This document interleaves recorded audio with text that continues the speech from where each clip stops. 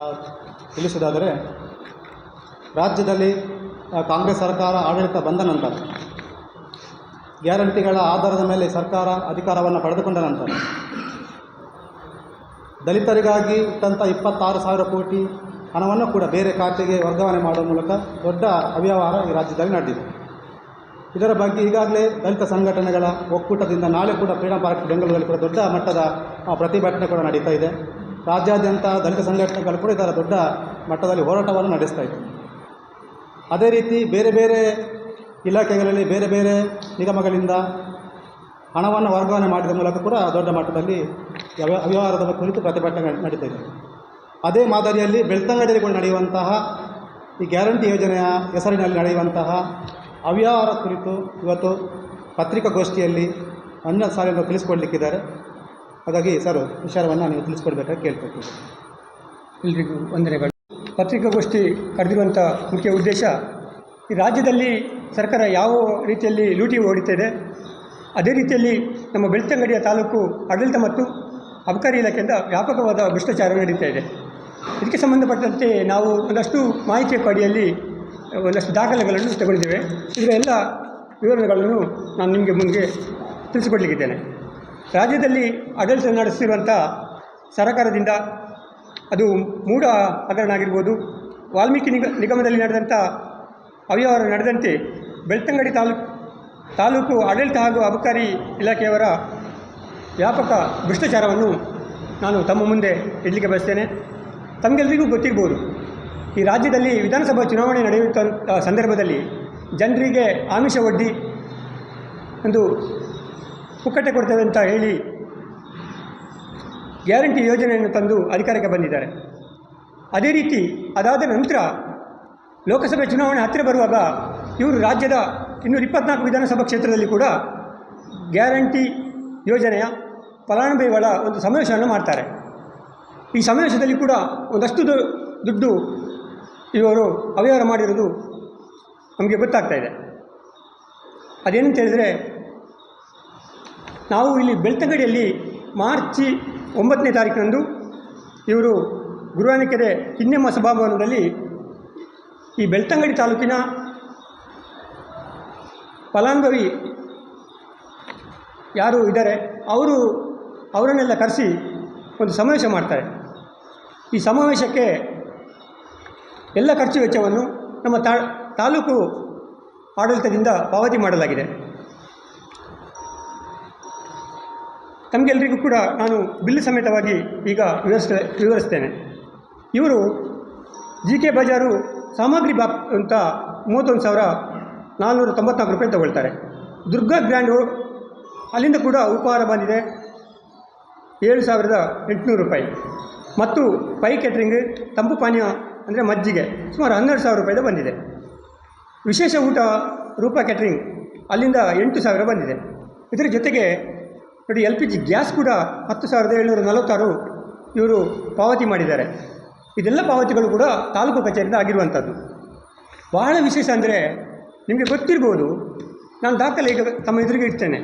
ಆ ಸಮಾವೇಶಕ್ಕೆ ಬಂದಿರೋದು 3,200 ಮಂದಿ.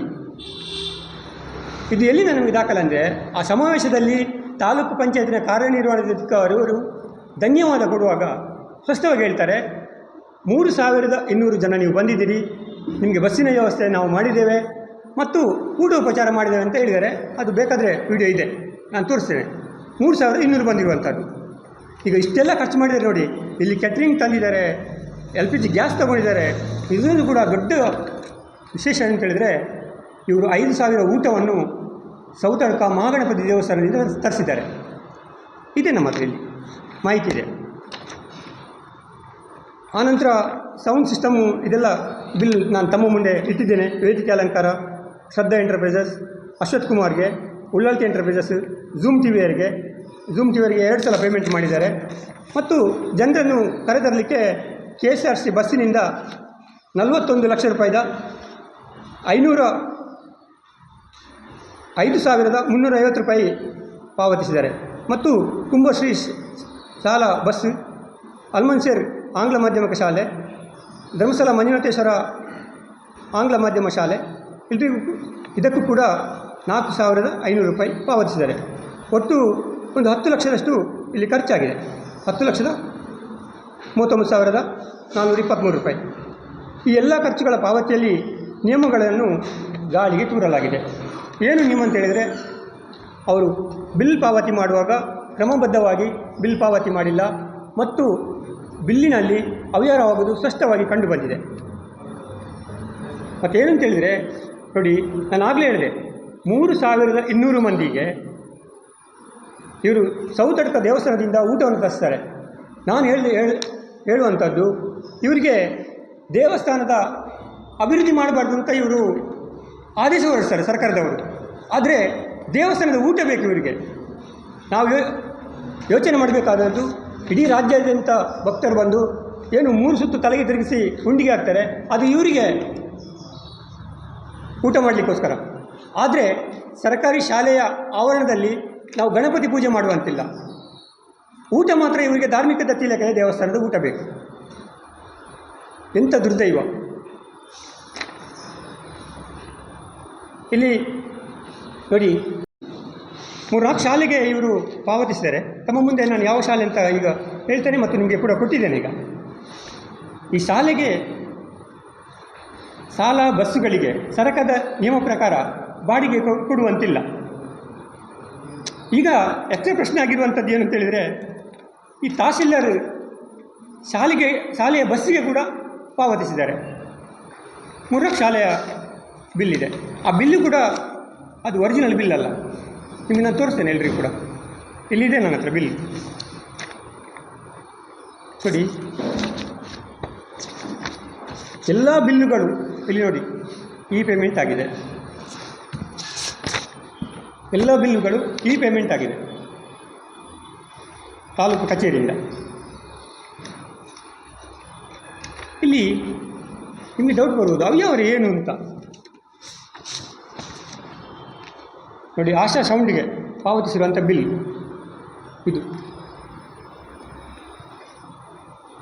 ಇದು ಭಾರತಿ ಪುಸ್ತಕ ಭಂಡಾರ ಅಂತ.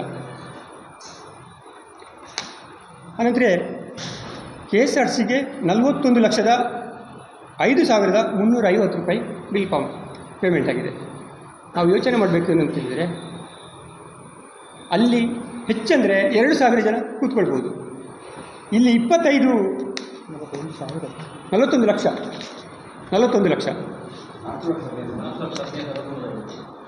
4 ಲಕ್ಷದ ಹೌದು 15,350 ಇಷ್ಟು KSRTCಗೆ ಪೇಮೆಂಟ್ ಮಾಡಿದ್ದಾರೆ. ಇಲ್ಲಿ ನಾವು ಗಮನಿಸಬೇಕಾದ ಅಂಶ ಅಂದರೆ, 25 ಬಸ್ಸಲ್ಲಿ ಒಂದು 50 ಜನರಾಗಿ ಬಂದರೂ 1,250 ಜನ ಬರ್ತಾರೆ ಅಲ್ವಾ. ನಂತರ ಸ್ವಲ್ಪ ಬಸ್ಸಿನಲ್ಲಿ ಶಾಲೆ ಬಸ್ ಇದೆ. ಆದರೂ ಇವರು ಊಟ ನೋಡಿ 5,000 ಅಲ್ಲಿಂದ ತರಿಸಿದ್ದಾರೆ, ಇಲ್ಲಿ ಕ್ಯಾಟ್ರಿಂಗಿಂದ ಮಾಡಿದ್ದಾರೆ, ಹೋಗ್ಲಿಂದ ತಗೊಂಡು ಹೋಗಿದ್ದಾರೆ ನೋಡಿ. ಈ GK ಸ್ಟೋರಿಂದ ರೈಸ್ ಎಲ್ಲ ತಗೊಂಡಿದ್ದಾರೆ. 31,494 ರೂಪಾಯಿ ಬಿಲ್ ಆಗಿದೆ GK ಸ್ಟೋರಿದು. ಆನಂತರ ನೋಡಿ, ನಾನು ಶಾಲೆಗೆ ಹೇಳಿದೆ ಆಗಲೇ, ಶಾಲೆ ವಾಹನಗಳಿಗೆ ಪಾವತಿ ಮಾಡಲಿಕ್ಕಿಲ್ಲ. ತಹಸೀಲ್ದಾರ್ ಎಂತ ಎಡವಟ್ಟು ಮಾಡಿದ್ದಾರೆ. ನಾವಿಲ್ಲಿ ಗಮನಿಸಬೇಕಾದ ಅಂಶ, ತಹಸೀಲ್ದಾರ್ ತಾಲೂಕಿನ ದಂಡಾಧಿಕಾರಿ, ಜೊತೆಗೆ ಹೆಚ್ಚಿನವರು KS ಮಾಡಿ ಬಂದಿರ್ತಾರೆ. ಹೆಚ್ಚಿನ ಒಂದು ಅವರಿಗೆ ವಿದ್ಯಾಭ್ಯಾಸ ಇದೆ. ಯಾವ ರೀತಿ ಬಿಲ್ ಪೇಮೆಂಟ್ ಮಾಡಬೇಕು ಅಂತ ಇಲ್ವಾ ನೋಡಿ. ಇಲ್ಲಿ ಏನಿಲ್ಲ, ಯಾರಿಗೆ ಅಂತಿಲ್ಲ ನೋಡಿ. ಬಿಲ್ ಕೊಡುವಾಗ ಯಾರಿಗೆ ಅಂತ ಬರಿಬೇಕಲ್ಲ, ತಾಲೂಕು ಕಚೇರಿಗಿಂತ ಬರಿಬೇಕಲ್ಲ ಅವರು, ಶಾಲೆಯವರು. ಬ್ಲ್ಯಾಂಕ್ ಬಿಲ್ಗೆ ಕೊಟ್ಟಿದ್ದಾರೆ. ಅದಲ್ಲದೆ ಇನ್ನೊಂದು ಸ್ಫೋಟಕ ವಿಚಾರ ಅಂತ ಹೇಳಿದರೆ, ಈ ಎಲ್ಲ ಬಿಲ್ಗಳಲ್ಲಿ ಅಕ್ಷರ ಇರೋದು ಒಬ್ರಿಗೆ. ಅಂದರೆ ಖಾಲಿ ಬಿಲ್ ತಗೊಂಡು ಇವರೇ ಬರೆದಿದ್ದಾರೆ ತಹಸೀಲ್ದಾರ್ ಅಂತ ನೋಡಿ. ಮನುಷ್ಯರು ಸ್ಕೂಲ್ ತಂಪು ಪಾನೀಯ ಇಲ್ಲಿ ಕೂಡ ಯಾರಿಗೆ ಅಂತ ಬರೆದಿಲ್ಲ. ಅದು ನಾನು ಮುಂದೆ ಹೇಳ್ತೇನೆ ನಿಮಗೆ. ರೂಪ ಕ್ಯಾಟ್ರಿಂಗ್ ಪೇಮೆಂಟ್ ಮಾಡಿದ್ದಾರೆ ಇಲ್ಲಿ 8,000. Shri Dharmasthala Manjunatheshwara English Medium School 4,500 ರೂಪಾಯಿ ಪೇಮೆಂಟ್ ಮಾಡಿದ್ದಾರೆ. ಸಾಯಿರಾಮ್ ಡೆಕೋರ್, ಶ್ರದ್ಧಾ ಎಂಟರ್ಪ್ರೈಸಸ್ ನೋಡಿ. ಗ್ಯಾಸ್ ತಗೊಂಡಿರುವ ಬಿಲ್ಲು 10,746 ರೂಪಾಯಿ.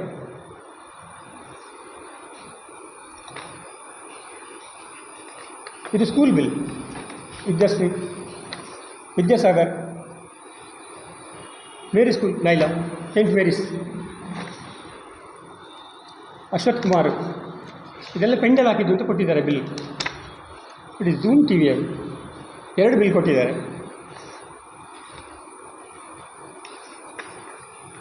ಈಗ ಈ ಬಿಲ್ಲಲ್ಲಿ ಏನು ವ್ಯತ್ಯಾಸ ಅಂತ ನಾನು ಹೇಳ್ತೇನೆ.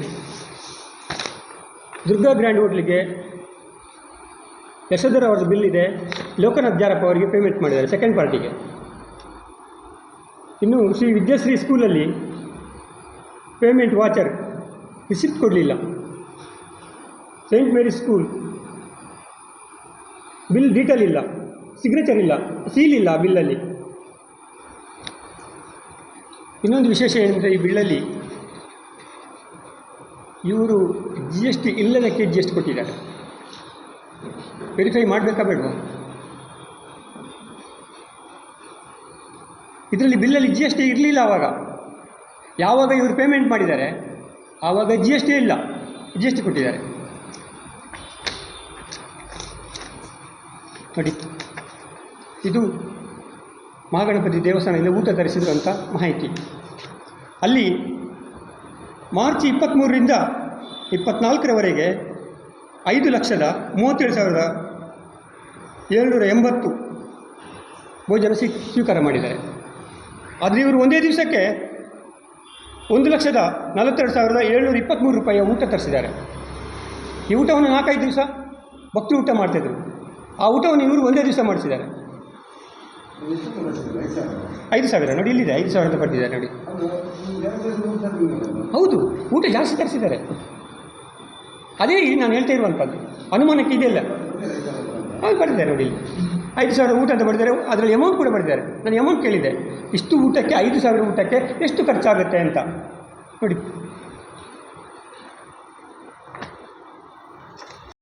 ನಿಯಮವನ್ನು ಉಲ್ಲಂಘನೆ ಮಾಡಿದರು. ಈಗ ಯಾರ ಮೇಲೆ ಕ್ರಮ ತಗೊಳ್ಬೇಕು? ತಹಶೀಲ್ದಾರ್ ಮೇಲೆ ಕ್ರಮ ತಗೊಳ್ಳೋದಾ? ಅಲ್ಲ, ಶಾಲಾ ಬಸ್ಸಿಗೆ ಪೇಮೆಂಟ್ ಮಾಡಿದ್ದಾರೆ, ಆ ಶಾಲೆಯ ಬಸ್ಸಿನ ಏನು ಮಾಲಕರಿದ್ದಾರೆ, ಶಾಲೆಯ ಮೇಲೆ ಕ್ರಮ ತಗೊಳ್ಳೋದಾ? ತಹಶೀಲ್ದಾರ್ ಎಲ್ಲ ಗೊತ್ತಿದ್ದು ಇಂಥ ಎಡವಟ್ಟು ಯಾಕೆ ಮಾಡಿದ್ದಾರೆ? ಅಂದರೆ ತಾಲೂಕು ಕಚೇರಿಯಲ್ಲಿ ಯಾವ ರೀತಿ ಕೆಲಸ ನಡೀತಾ ಇದೆ ಇದನ್ನು ತಮ್ಮ ಮುಂದೆ ನಾನು ಹೇಳಲಿಕ್ಕೆ ಇಚ್ಛೆ ಪಡ್ತಾ ಇದ್ದೇನೆ. ನಮ್ಮ ತಾಲೂಕು ಆಡಳಿತ ವ್ಯವಸ್ಥೆ ಲೂಟಿ ಹೊಡೆದಿದ್ದು ಸ್ಪಷ್ಟವಾಗಿ ನಮಗೆ ಗೋಚರ ಆಗ್ತಾಯಿದೆ. ಇದನ್ನು ನಾವು ಇಷ್ಟು ಮಾತ್ರ ಅಲ್ಲ, ಜಿಲ್ಲಾಧಿಕಾರಿಗಳು ಮತ್ತು ನಮ್ಮ ವಿಭಾಗೀಯ ಕಮಿಷನರ್ ಇದ್ದಾರೆ, ಅವರಿಗೂ ಮತ್ತು ಸರ್ಕಾರ ಮತ್ತು ನಾವು ಲೋಕಾಯುಕ್ತಕ್ಕೂ ಕೂಡ ನಾವು 3 ಜನ ಸೇರಿ ನಾವು ಕಂಪ್ಲೇಂಟ್ ಮಾಡ್ತೇವೆ. ಅಂದರೆ ತಾಲೂಕು ಕಚೇರಿಯಲ್ಲಿ ನಿಯಮ ಉಲ್ಲಂಘನೆ ಮಾಡಿ ಬಿಲ್ ಕೊಟ್ಟಿದ್ದಾರೆ ಅಂತ. ಮತ್ತೊಂದು ಇಲಾಖೆಯಲ್ಲಿ ಆಗಿದೆ. ಅದೇನಂತ ಹೇಳಿದರೆ, ನಮ್ಮ ತಾಲೂಕಿನ ಅಬಕಾರಿ ಇಲಾಖೆ. ತಮಗೆಲ್ಲರಿಗೂ ಗೊತ್ತಿರ್ಬೋದು, ಸರ್ಕಾರಕ್ಕೆ ಹೆಚ್ಚು ತೆರಿಗೆ ಬರ್ತಿರುವಂಥ 2 ಇಲಾಖೆ, ಒಂದು ಸಾರಿಗೆ ಇಲಾಖೆ, ಇನ್ನೊಂದು ಅಬಕಾರಿ ಇಲಾಖೆ. ಆದರೆ ನಮ್ಮ ಬೆಳ್ತಂಗಡಿ ತಾಲೂಕಿನಲ್ಲಿ ಈ ಅಬಕಾರಿ ಇಲಾಖೆಯವರು ಪೂರ್ತಿ ಏನು ಗೊತ್ತಿಲ್ಲ, ಯಾವುದೇ ಕ್ರಮಣೆ ತಗೊಳ್ತಾ ಇಲ್ಲ. ನೋಡಿ, ವ್ಯಾಪಕವಾಗಿ ಭ್ರಷ್ಟಾಚಾರ ಆಗ್ತಾಯಿದೆ. ತಾಲೂಕಿನ ಅಬಕಾರಿ ಇಲಾಖೆಯಲ್ಲಿ ಅವ್ಯಾಹತವಾಗಿ ನಿಯಮಬಾಹಿರವಾಗಿ ಮದ್ಯ ಮಾರಾಟದ ದಂಧೆ ರಾಜರೋಷವಾಗಿ ನಡೆಯುತ್ತಿದೆ. ಈ ಅನೈತಿಕ ವ್ಯವಹಾರದಿಂದ ಅಧಿಕಾರಿಗಳ ಮೂಲಕ, ಸರ್ಕಾರದ ಬೆಂಬಲದ ಮೂಲಕ ಕೆಲವು ಪುಡಾರಿಗಳು ಹಪ್ತ ವಸೂಲು ಮಾಡ್ತಾಯಿದ್ದಾರೆ. ಅದು CL7 ಇರ್ಬೋದು, CL9 ಇರ್ಬೋದು, CL2 ಅಲ್ಲಿ ಇರ್ಬೋದು. ನಿಯಮ ಉಲ್ಲಂಘನೆ ಆಗಿ ಇಲ್ಲಿ ಒಂದು ದಂಧೆ ನಡೀತಾ ಇದೆ. CL7 ಸನದಿನಲ್ಲಿ ಕರ್ನಾಟಕ ಅಬಕಾರಿ ಕಾಯ್ದೆ ನಿಯಮದಡಿ ಕೊಠಡಿಯಲ್ಲಿ ತಂಗದೇ ಇರುವ ಗ್ರಾಹಕರಿಗೆ ಮದ್ಯವನ್ನು ಹೊರಗಡೆ ನೀಡುವ ಅವಕಾಶವಿರುವುದಿಲ್ಲ. ನಾನಿಲ್ಲಿ ನಮ್ಮ ಬೆಳ್ತಂಗಡಿ ತಾಲೂಕಲ್ಲಿ 2 CL7ನ ಮಾಹಿತಿ ತಗೊಂಡಿದ್ದೇನೆ. ಒಂದು ನಮ್ಮ ಹೋಟೆಲ್ ವೆಲ್ವ್ಯೂ, ಮತ್ತೊಂದು ಹಳ್ಳಿಮನೆ. ಈ 2ರಲ್ಲಿ ನಾವು ನಿಮಗೆ ಅಂಕಿ ಅಂಶ ಮತ್ತು ನಾವು ಏನು ಮಾಹಿತಿ ಹಕ್ಕಲ್ಲಿ ತಗೊಂಡಿದ್ದೇವೆ ದಾಖಲೆ ಎಲ್ಲವನ್ನು ಕೂಡ ತಮ್ಮ ಮುಂದೆ ಇಡ್ತೇನೆ. ನೋಡಿ, ಬೆಳ್ತಂಗಡಿ ತಾಲೂಕಿನ ಅಬಕಾರಿ ನಿರೀಕ್ಷಕರ ಕಚೇರಿಯಲ್ಲಿ ಅಂಕಿಅಂಶದ ಪ್ರಕಾರ ಹೋಟೆಲ್ ವೆಲ್ವ್ಯೂ ಬೆಳ್ತಂಗಡಿ ಮತ್ತು ಹಳ್ಳಿಮನೆ ಉಜಿರೆ ಈ 2 ಪರವಾನಗಿ ಹೊಂದಿದ ಸಂಸ್ಥೆಗಳಲ್ಲಿ ಕೊಠಡಿಗಳಲ್ಲಿ ತಂಗಿರುವ ಗ್ರಾಹಕರ ಸಂಖ್ಯೆಗೂ ಮಾರಾಟವಾದ ಮದ್ಯದ ವಿವರವನ್ನು ಗಮನಿಸಿದಾಗ ಬೆಚ್ಚಿ ಬೀಳುವಂಥ ಮಾಹಿತಿ ಕಂಡುಬರ್ತದೆ. ಹಳ್ಳಿ ಮನೆಯಲ್ಲಿ ಗ್ರಾಹಕನೋರ್ವ ಉಪಯೋಗಿಸಿದ ದೈನಂದಿನ ಮದ್ಯದ ಸರಾಸರಿ ಜನವರಿ 2024ರಿಂದ ಜೂನ್ 24ರವರೆಗೆ ಅನುಕ್ರಮವಾಗಿ 179.74, 124.81, 30.53, 11.34, 22.65, 14.03 ಲೀಟರ್ ಮದ್ಯವಾಗಿರ್ತದೆ. ಅದೇ ರೀತಿ ಹೋಟೆಲ್ ವೆಲ್ಯೂವಿನಲ್ಲಿ 38.34, 54.13, 47.13, 41.39, 36.22, 19.15 ಲೀಟರ್ಗಳಾಗಿರ್ತದೆ. ಇವುಗಳಲ್ಲಿ ಬೆಳ್ತಂಗಡಿ ಅಬಕಾರಿ ಇಲಾಖೆಯ ನಿಯಮ ಬಾಹಿರ ಭ್ರಷ್ಟ ವ್ಯವಸ್ಥೆಯ ಘಾಟು ಮೂಗಿಗೆ ಬಡಿಯುತ್ತಿದೆ. ನೋಡಿ, ಇಲ್ಲಿ ಇದು ನಾವು ತಗೊಂಡಿರುವಂಥ ಅಂಕಿಅಂಶ. ಇದು ಹಳ್ಳಿ ಮನೆಯದು. ಮತ್ತು ಈ ಪ್ರಾರಂಭದಲ್ಲಿ ಜಾಸ್ತಿ ಇತ್ತು ಒಂದು ದಿವಸಕ್ಕೆ, ತಿಂಗಳಿಗೆ. ಮತ್ತೆ ಅದು ಯಾಕೆ ಕಮ್ಮಿ ಆಗಿದೆ ಅಂದರೆ, ಆ ಟೈಮಲ್ಲಿ ನಿಮಗೆ ಗೊತ್ತಿರ್ಬೋದು, ಇದು ಚುನಾವಣೆಯ ನೀತಿ ಸಂಹಿತೆ ಜಾರಿಯಲ್ಲಿತ್ತು, ಹಾಗೆ ಕಮ್ಮಿಯಾಗಿದೆ. ನೋಡಿ, ಇಲ್ಲಿ ಟೋಟಲ್ ಇಷ್ಟು 3,000. ಇದು ನಾವು ಒಂದು ತಿಂಗಳಲ್ಲಿ ಕೇಳಿದ್ದೇವೆ, ಅಂದರೆ ಪ್ರಾರಂಭದ ತಿಂಗಳಲ್ಲಿ. ಜನವರಿ ಅಂದರೆ 1/1/24ರಿಂದ 28/1/24ರವರೆಗೆ 3,415 ಹಳ್ಳಿ ಮನೆಯಲ್ಲಿ 7 ದಿನ. ಅಲ್ಲಿಗೆ ನೋಡಿ, ಗ್ರಾಹಕರು ಬಂದಿರೋದು ಬರೀ 19 ಗ್ರಾಹಕರು ಬಂದಿದ್ದಾರೆ ಇಡೀ ತಿಂಗಳಲ್ಲಿ. ಆದರೆ ಪರ್ ಡೇ 487.83 ಸರಾಸರಿ. ನೋಡಿ, ಎವರೇಜ್ 2.71, ಅಂದರೆ 3 ಇಟ್ಕೊಳ್ಳೋಣ ನಾವು. ಒಬ್ಬ ಒಂದು ದಿವಸಕ್ಕೆ 179 ಲೀಟ್ರ್ ಮದ್ಯ ಕುಡಿಲಿಕ್ಕೆ ಸಾಧ್ಯ ಇದೆಯಾ?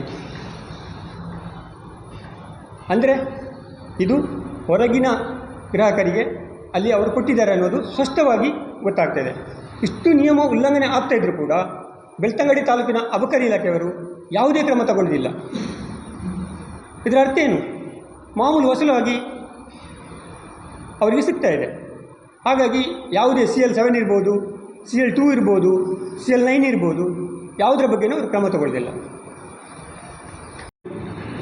ನಾನು ಕೇಳಿರುವಂಥ ಎಲ್ಲ ತಿಂಗಳ ಇದೆ. ಒಬ್ಬೊಬ್ಬರು ಒಂದು ದಿವಸಕ್ಕೆ ಇಷ್ಟಿಷ್ಟು ಕೊಡಲಿಕ್ಕೆ ಸಾಧ್ಯನಾ? ನಿಮಗೆ ಒರಿಜಿನಲ್ ಈಗಂತ ಹೇಳಿದರೆ ಅಬಕಾರಿ ಇಲಾಖೆಯ ನಿಯಮ ಹೇಗಿದೆ ಅಂತ ನೋಡೋಣ. ಸನದುದಾರರು ಅಥವಾ ಅವರ ನೌಕರರು ಅಬಕಾರಿ ಕಾಯ್ದೆಯಾಗಲಿ ಅಥವಾ ಸನದು ಷರತ್ತುಗಳಾಗಲಿ ಉಲ್ಲಂಘಿಸಿದಲ್ಲಿ ಅಬಕಾರಿ ಕಾಯ್ದೆ 1965ರ ನಿಯಮ 29ರ ಅಡಿಯಲ್ಲಿ ಸನದನ್ನು ಅಮಾನತು ಅಥವಾ ರದ್ದುಪಡಿಸುವುದಲ್ಲದೆ ಶಿಕ್ಷೆಗೆ ಗುರಿಪಡಿಸಲಾಗುವುದು.